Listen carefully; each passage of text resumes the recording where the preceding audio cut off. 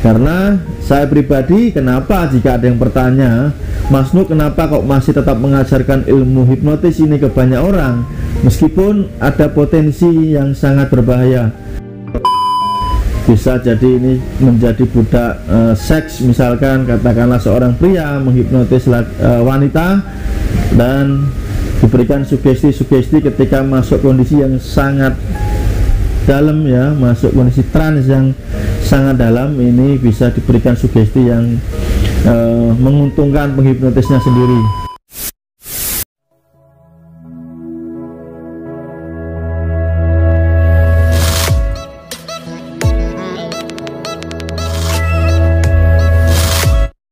Halo, jumpa lagi dengan saya Mas Nuk dari Pondok Hipnotis Indonesia. Sesuai dengan apa yang saya tulis di WA kemarin, bahwa saya akan buat video yaitu tentang sisi lain daripada ilmu hipnotis yang barangkali ini belum diungkap oleh para trainer atau para pengajar hipnotis lainnya. Menurut saya ini sangat penting untuk saya buat di channel ini karena saya yakin Anda juga belum banyak mengetahuinya. Sisi lain daripada ilmu hipnotis atau ilmu hipnoterapi yang selama ini belum pernah dibahas, yaitu apa? Bahwa ilmu hipnotis ini atau ilmu hipnoterapi ini adalah ilmu yang sangat-sangat dahsyat sekali, sangat ampuh, dan tentunya juga sangat bermanfaat, atau sebaliknya juga sangat berbahaya sekali. Kita kupas dari sisi yang lainnya. Kalau yang kemarin-kemarin saya bahas tentang sisi manfaatnya. Oke, saya akan bercerita sedikit bahwa di luar negeri sendiri ada beberapa case, ya, atau kasus yang menimpa para hipnoterapis. Apa yang mereka lakukan di sini adalah sesuatu yang melanggar kode etik. Di antaranya mereka memberikan sugesti ke klien atau ke pasiennya ini, ditanamkan anchor, ya, atau jangkar, sehingga sang klien atau pasien ini sangat ketergantungan dengan seorang terapis.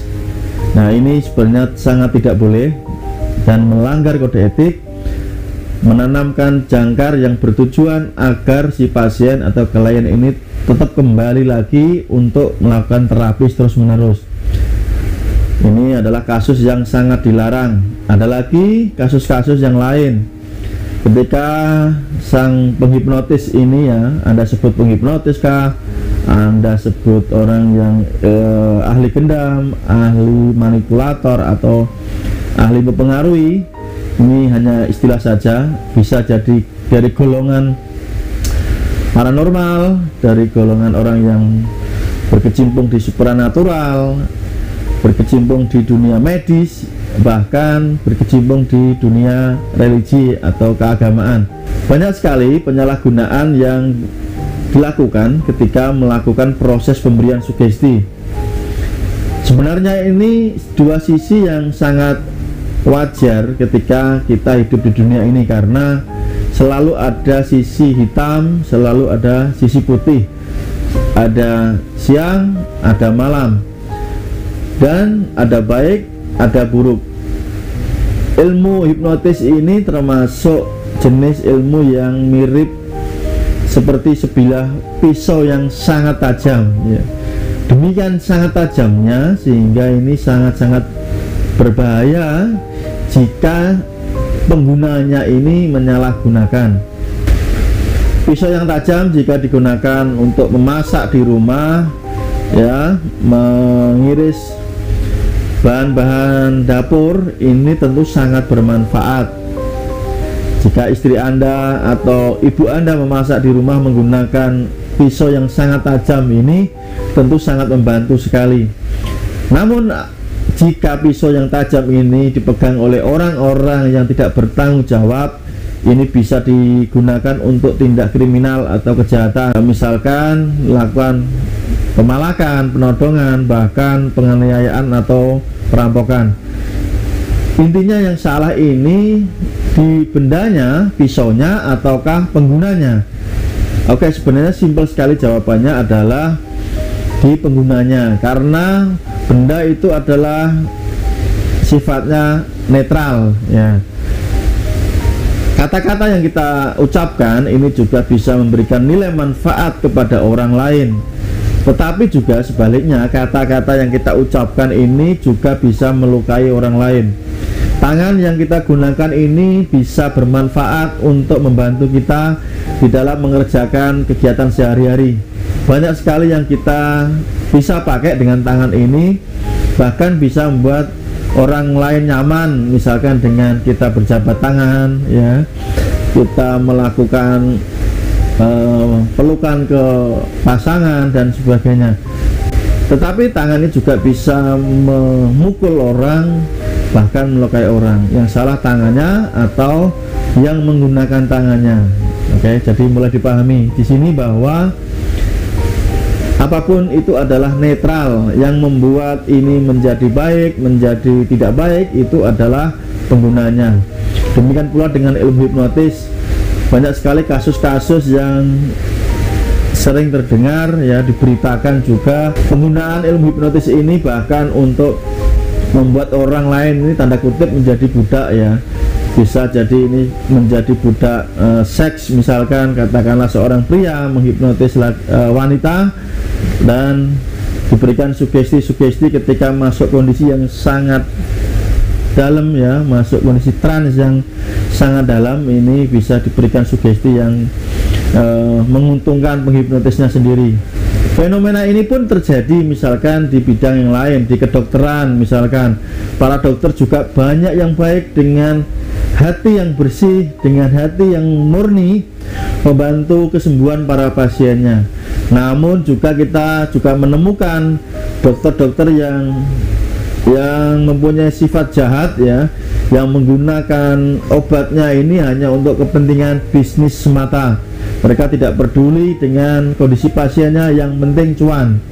Bahkan di bidang keagamaan juga hal serupa terjadi.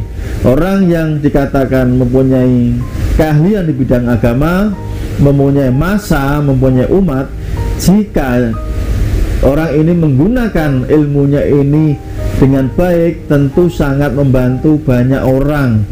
Tapi Anda juga bisa menemukan orang-orang yang mempunyai ilmu agama ini menggunakan media agama lewat sugesti-sugesti yang dia berikan ini, justru malah bisa mengadu domba suatu bangsa, bisa menimbulkan perpecahan dan permusuhan, dan ini realita.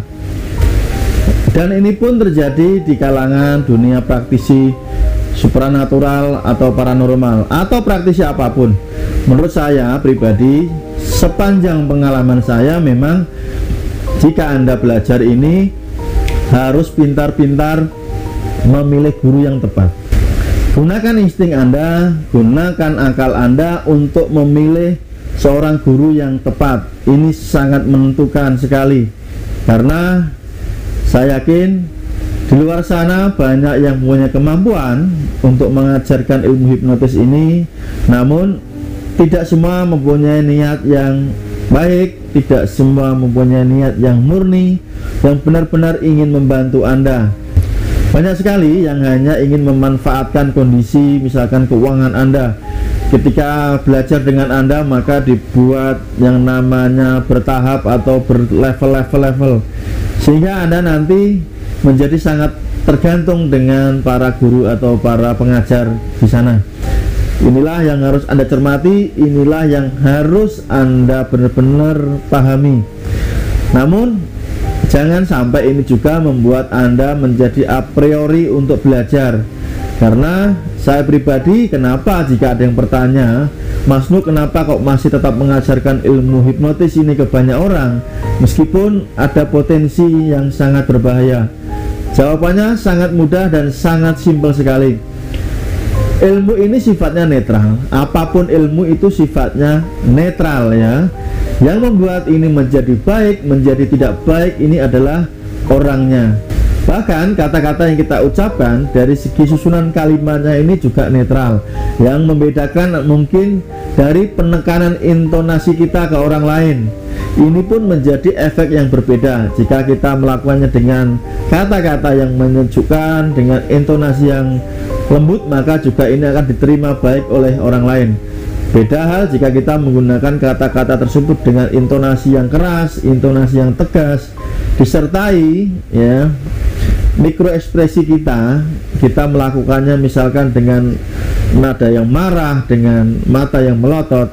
Ini juga menjadi hal yang berbeda.